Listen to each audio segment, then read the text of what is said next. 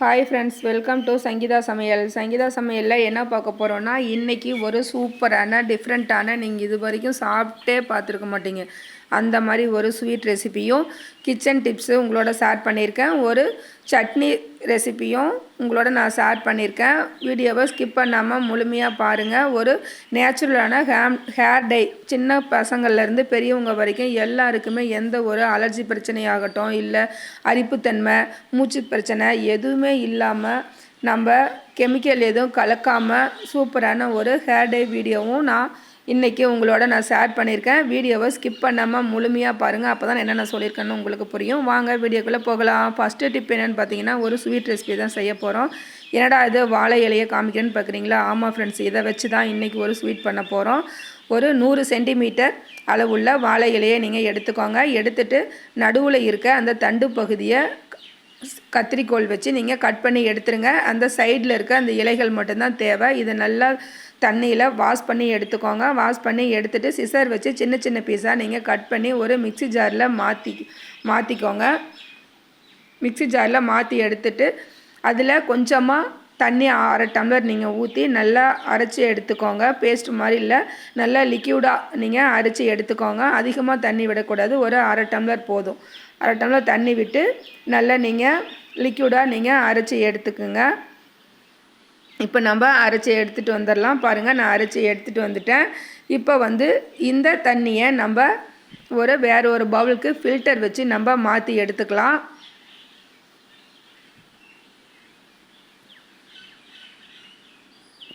ரெண்டு டைம் நல்லா நீங்கள் ஃபில்டர் பண்ணி எடுத்துக்கோங்க.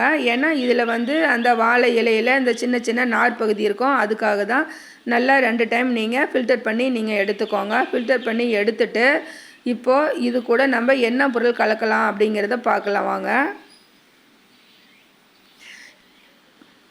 இந்த வாழை இலையில் ரெகுலராக நம்ம சாப்பிட்றதுனால நம்மளோட ஹேருக்கு சீக்கிரமாக நிறை விழாது. பாருங்கள் ஃப்ரெண்ட்ஸ், நான் ஃபில்டர் பண்ணி எடுத்துக்கிட்டேன். இந்த மாதிரி அந்த சக்கையும் பிழிஞ்சு எடுத்துக்கோங்க.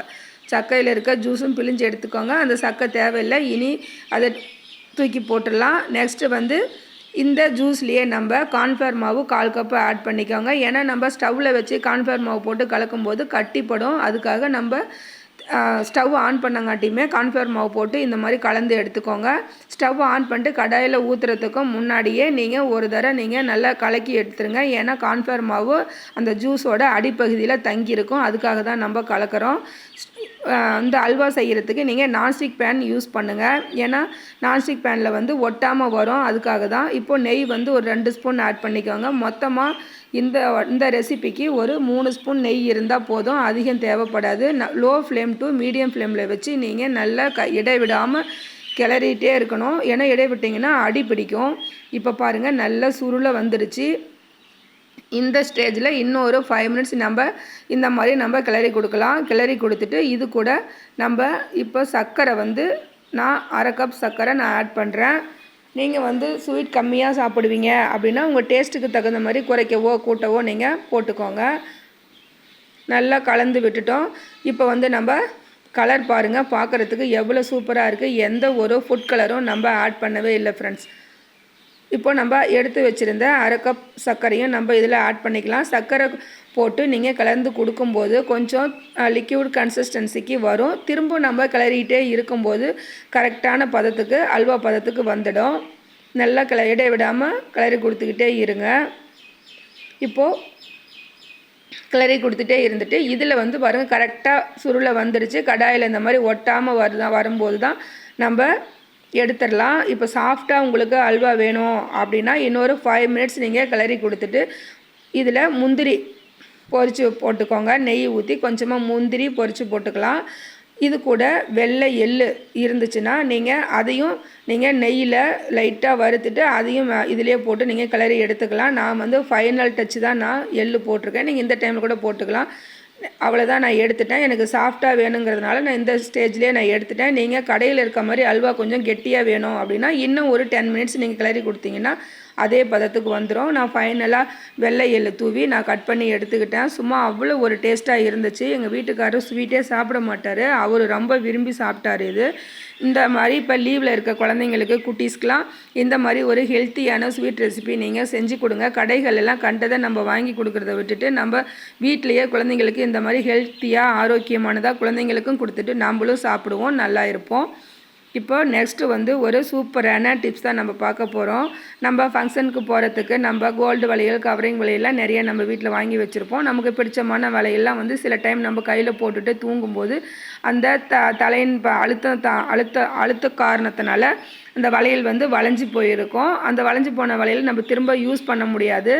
அதை திரும்ப நம்ம எப்படி யூஸ் பண்ணுறதுனா, இந்த மாதிரி வீட்டில் இருக்கிற டம்ளர் எடுத்துக்கோங்க. டம்ளர் எடுத்துகிட்டு இந்த வளையலை டம்ளரில் போட்டுட்டு பின்பகுதியில் வளையல் போட்டுட்டு அப்படியே லைட்டாக திருகி கொடுத்தீங்கன்னா சூப்பராக அந்த நெளிவெல்லாம் போயிடும். திரும்ப நம்ம யூஸ் பண்ணிக்கலாம். இந்த டிப்பு உங்களுக்கு ரொம்ப யூஸ்ஃபுல்லாக இருக்கும்னு நினைக்கிறேன். யூஸ்ஃபுல்லாக இருக்கும்னு நினச்சிங்கன்னா அந்த டிப்புக்கு ஒரு லைக் பண்ணி உங்கள் ஃப்ரெண்ட்ஸுக்கும் ஃபேமிலி மெம்பர்ஸ்க்கும் ஷேர் பண்ணி சப்போர்ட் பண்ணுங்கள் ஃப்ரெண்ட்ஸ். ஒரு டம்ளர் இருந்தால் போதும், நமக்கு பிடிச்சமான வளையல் எப்படி வளைஞ்சு போயிருந்தாலும் சூப்பராக நம்ம புதுசு போல் மாற்றிடலாம். நெக்ஸ்ட்டு வந்து ஒரு இன்ட்ரெஸ்டிங்கான டிப் தான் இது. என்னென்னு பார்த்தீங்கன்னா, நம்ம மார்க்கெட்டுக்கெலாம் போயிட்டு வரும்போது நம்ம வெங்காயமாகட்டும் வெஜிடபிள் ஆகட்டும் வாங்கிட்டு வருவோம். கடைகளில் சில டைம் அவங்களே இந்த மாதிரி நாட் போட்டு கொடுத்துருவாங்க. நம்ம திரும்ப வீட்டுக்கு வந்துட்டு இந்த கவரை ரீயூஸ் பண்ணணும் அப்படின்னு நம்ம நினைப்போம். ஆனால் சிசர் வச்சு நம்ம இந்த நாட்டை அவுக்க முடியாமல் பிரிக்க முடியாமல் நம்ம கட் பண்ணும்போது இந்த கவர் வேஸ்ட்டாக போயிடும். அந்த மாதிரிலாம் இல்லாமல் ஒரு கையில் கவர் பிடிச்சிட்டு அடுத்த கையில் இந்த மாதிரி முறுக்கி கொடுத்து நல்லா டைட்டாக முறுக்கிடுங்க. நல்லா டைட்டாக முறுக்கிட்டு உள்பகுதியில் நம்ம முறுக்கின கவரை உள்ளே விட்டு எடுத்திங்கன்னா சூப்பராக கவரும் பிரிஞ்சு வந்துடும். நம்ம திரும்ப இந்த கவரை நம்ம ரீயூஸும் பண்ணிக்கலாம். இந்த மாதிரி சின்ன சின்ன டிப்பு நம்ம தெரிஞ்சு வச்சிட்டோம்னா நமக்கு ரொம்ப யூஸ்ஃபுல்லாக இருக்கும் ஃப்ரெண்ட்ஸ். இந்த டிப்பு உங்களுக்கு யூஸ்ஃபுல்லாக இருக்கும்னு நினைக்கிறேன். யூஸ்ஃபுல்லாக இருக்கும்னு நினச்சிங்கன்னா இந்த டிப்புக்கு ஒரு லைக் பண்ணுங்கள். உங்களுக்கு தெரிஞ்ச டிப்பு எதுவாக இருந்தாலும் என்னோட ஷேர் பண்ணிக்கோங்க. இது போன்ற நிறைய டிப் என்னோடய சேனலில் போட்டிருக்கேன். டைம் இருக்கும்போது போய் பார்த்துட்டு உங்களோட ஃபீட்பேக்காக சொல்லுங்கள் ஃப்ரெண்ட்ஸ். நெக்ஸ்ட்டு வந்து பூண்டு எப்படி குயிக்காக உரிக்கிறது, கைவலியே இல்லாமல் எப்படி உரிக்கிறது அப்படின்னு சொல்லிட்டு பார்க்கலாம். நானும் பூண்டு உரிச்சேன்னா எனக்கு கையில் இருக்க நெகக்கண்ணெலாம் பயங்கரமாக வலி எடுத்துக்கும் ஃப்ரெண்ட்ஸ். அந்த மாதிரிலாம் வலி இல்லாமல் எந்த ஒரு பிரச்சனையும் இல்லாமல் ஈஸியாக எப்படி உரிக்கிறேங்கிறது தான் உங்களோட நான் ஷேர் பண்ணிக்கிறேன். ஃபஸ்ட்டு பூண்டை எடுத்துகிட்டு இந்த மாதிரி தனித்தனி பல்லாக நீங்கள் எடுத்துக்கோங்க. எடுத்துகிட்டு பூண்டோட எட்ஜில் லைட்டாக கத்தியில் இந்த மாதிரி கட் பண்ணிடுங்க. எட்ஜில் கட் பண்ணியும் நம்ம உரித்து எடுக்கலாம் அழகாக. சென்டரில் நடுப்பகுதியில் கட் பண்ணி இந்த மாதிரி உரித்து எடுத்திங்கனாலும் சூப்பராக இருக்கும். நம்ம கையே வைக்காமல் இந்த மாதிரி கட் பண்ணி உரிச்சிட்டு அந்த கத்தியினோட முனைப்பகுதியை வச்சே நீங்கள் எடுத்திங்கன்னா அந்த பூண்டோட தோல் வந்து சூப்பராக நல்லா உறிஞ்சி வந்துடும். நெக்ஸ்ட்டு வந்து இந்த பூண்டு பற்களை நம்ம கடாயில் போட்டு லைட்டாக நம்ம சூடு பண்ணிவிட்டு அதை வெயிலில் ஒரு 15 நிமிஷம் நீங்கள் காய வச்சு திரும்ப எடுத்து உரிச்சிங்கனாலும் சூப்பராக உறிஞ்சி வந்துடும். அது மட்டும் இல்லாமல் நம்ம தண்ணியில் பூண்டு பற்களை போட்டுட்டு ஒரு 15 நிமிஷம் அப்படியே விட்டுருங்க. 15 நிமிஷம் கழித்து நீங்கள் எடுத்து உரிச்சிங்கனாலும் சூப்பராக உரியும்.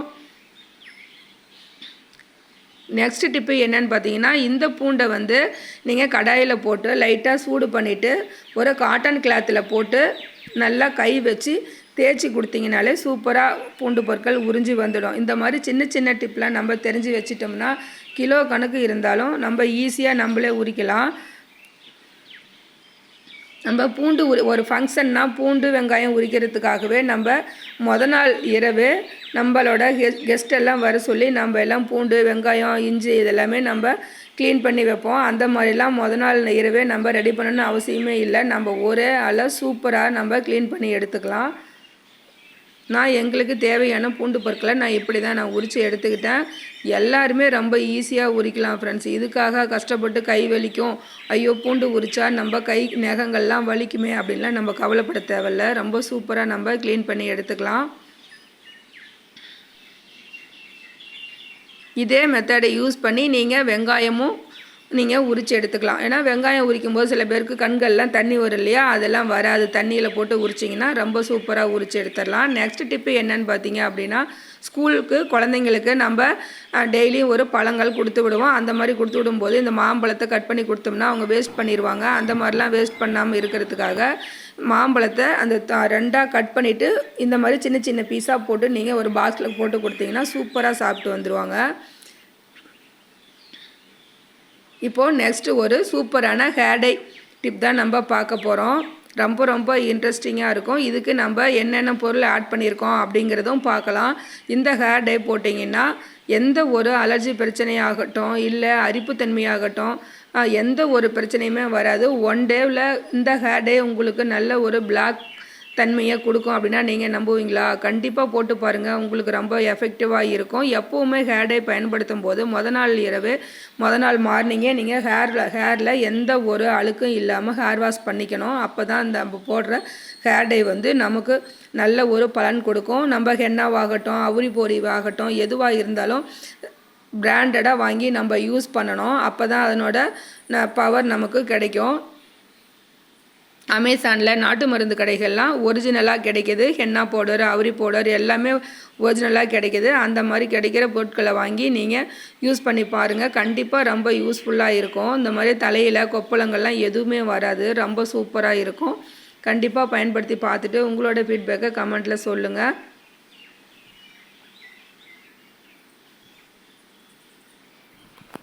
இப்போ நம்ம ஒரு இரும்பு வாணலியை நம்ம ஸ்டவ் ஆன் பண்ணி இரும்பு வாணலி தான் வச்சுக்கணும். இரும்பு வாணலி வச்சுட்டு அதில் 2 ஸ்பூன் அளவு கருஞ்சீரகம் ஆட் பண்ணிக்கோங்க. இந்த கருஞ்சீரகம் நம்ம முடிக்கு ரொம்ப நல்லது.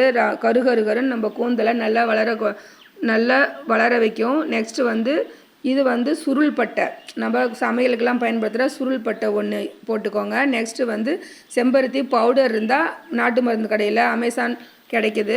அந்த மாதிரி இருந்தால் நீங்கள் 1 ஸ்பூன் எடுத்துக்கோங்க. அது இல்லை என்கிட்ட, அதனால் நான் வந்து எங்கிட்ட இருந்த எங்கள் செடியிலேருந்து செம்பருத்தி பூக்கள் ட்ரை பூக்கள் நான் எடுத்துக்கிட்டேன். 1/2 கப் எடுத்துக்கிட்டேன். அது கூட வந்து மருதாணி பவுடர் 1 ஸ்பூன் எடுத்துக்கிட்டேன். பெரிய ஸ்பூனில் தான் 1 ஸ்பூன் எடுத்துக்கிட்டேன். அடுத்து வந்து அவுரி பவுடரும் 1 ஸ்பூன் எடுத்துக்கிட்டேன். மருதாணி பவுடர், அவுரி பவுடர், செம்பருத்தி பவுடராக இருந்தால் 3 சம அளவு எடுத்துக்கோங்க.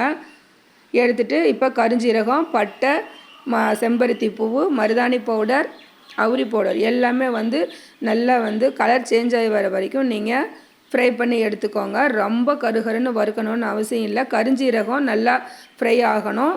பட்டையும் சூடு ஏறினா போதும்.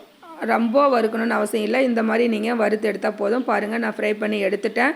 வேறு பிளேட்டுக்கு நான் மாற்றிட்டேன். நெக்ஸ்ட்டு வந்து இது ஆறுறதுக்குள்ளே நம்ம டிகாசன் ரெடி பண்ணிக்கலாம். 1.5 டம்ளர் அளவு தண்ணி ஊற்றி அதில் வந்து 3 ஸ்பூன் அளவு தேயிலை தூள் போட்டு நல்லா கொதிக்க விட்டுருங்க. அந்த தூள் வந்து நல்லா வெந்து வரணும். அதனோட சாயம் வந்து நல்லா ஃபுல்லாக இறங்கி வரணும். அதுக்குன்னு நீங்கள் ஃபுல் ஃப்ளேமில் வைக்கக்கூடாது. மீடியம் ஃப்ளேமில் வச்சு நல்லா தூள் வேகிற அளவுக்கு நல்லா கொதிக்க வச்சு அந்த டிகாசனை நீங்கள் எடுத்துக்கோங்க. இப்போ நான் அரைச்சி எடுத்துகிட்டு வந்துட்டேன். ஆறி போச்சு. இதை நான் அரைச்சி எடுத்துகிட்டு வந்துட்டேன் பாருங்கள். இப்போ டிகாசனும் ரெடி ஆகிடுச்சு. நல்லா பாதியாக சுண்டி வரணும் அப்படின்லாம் அவசியம் இல்லை ஃப்ரெண்ட்ஸ். நல்லா அந்த சாயம் இறங்கி நல்லா டிகாசன் கலர் சேஞ்ச் ஆகி வந்தால் போதும். இப்போது பவுடரும் சூப்பராக ரெடி ஆகிடுச்சு. கொஞ்சம் கூட திப்பியாக இல்லை, கொரகொரப்பாக இல்லை, நல்ல நைஸாக பவுடர் ரெடி ஆகிடுச்சு.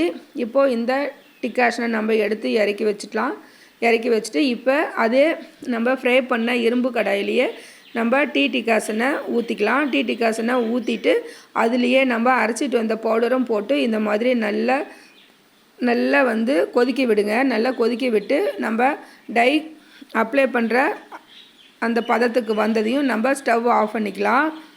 இப்போது அந்த பதத்துக்கு வந்துடுச்சு. இப்போ நம்ம ஹேரில் அப்ளை பண்ணுற அளவுக்கு வந்துடுச்சு. இப்போ நான் எடுத்துகிட்டு வேறு பவுலுக்கு மாற்றிட்டேன் பாருங்கள். ஆறுனதையும் கொஞ்சம் கெட்டியாக தான் இருக்குது. நீங்கள் இந்த அளவு அப்ளை பண்ண முடியாது. இந்த அளவுக்கு இருந்தால் தான் நம்ம ஃபேஸ்லாம் அது லிக்யூடாக வலியாமல் இருக்கும். இது கெட்டியாக இருக்குன்னு நீங்கள் நினச்சிங்க அப்படின்னா இதில் வந்து நீங்கள் ஆஃப் லெமன் எடுத்து நீங்கள் பிழிஞ்சு விட்டுருங்க. நான் ஆஃப் லெமன் பிழிஞ்சிட்டு நான் நல்லா மிக்ஸ் பண்ணி எடுத்துக்கிட்டேன். அந்த கிளிப் மிஸ் ஆகிடுச்சு.